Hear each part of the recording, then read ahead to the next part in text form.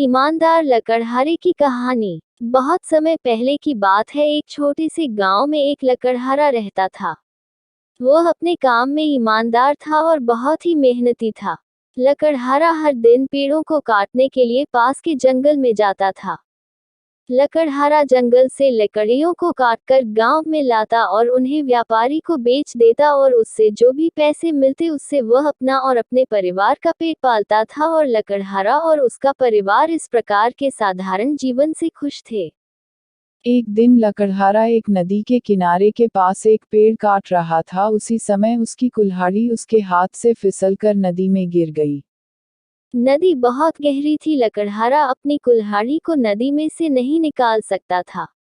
लकड़हारे के पास केवल एक ही कुल्हाड़ी थी जो नदी में गिर गई थी। लकड़हारा यह सोचकर बहुत चिंतित हो गया कि अब वह कैसे अपना और अपने परिवार का जीवनयापन कर पाएगा। वह बहुत दुखी था और उसने ईश्वर से प्रार्थना की। लकड़हारे ने सच्चे दिल से प्रार्थना की तो नदी में से एक देवी लकड़हारे के सामने प्रकट हुई और लकड़हारे से पूछा, क्या समस्या है मेरे बेटे? लकड़हारे ने समस्या बताई और देवी से अपनी कुल्हाड़ी वापस पाने का अनुरोध किया। देवी ने नदी में हाथ डाला और एक चांदी की कुल्हाड़ी निकाली और पूछा, क्या यह तुम्हारी कुल्हाड़ी है? लकड़हारे ने कुल्हाड़ी को देखा और कहा, नहीं। देवी ने अपना हाथ फिर से गहरे पानी में डाल दिया और एक स्वर्ण कुल्हाड़ी दिखाए और पूछा, क्या यह तुम्हारा कुल्हाड़ी है?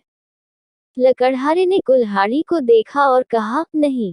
देवी ने कहा, एक बार फिर देखो बेटा, यह एक बहुत मूल्यवान स्वर्ण कुल्हाड़ी है। क्या तुम्हें यकीन है कि यह तुम्हारा नहीं है?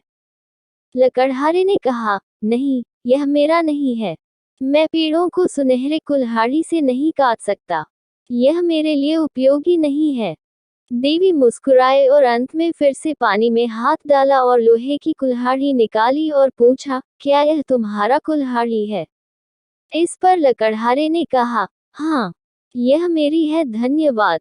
देवी लकड़हारे की ईमानदारी से बहुत प्रभावित हुई, इसलिए देवी ने लकड़हारे की ईमानदारी के लिए पुरस्कार के रूप में लकड़हारे की लोहे की कुल्हाड़ी और अन्य 2 सोने और चांदी की कुल्हाड़ियों को भी लकड़हारे को दे दिया।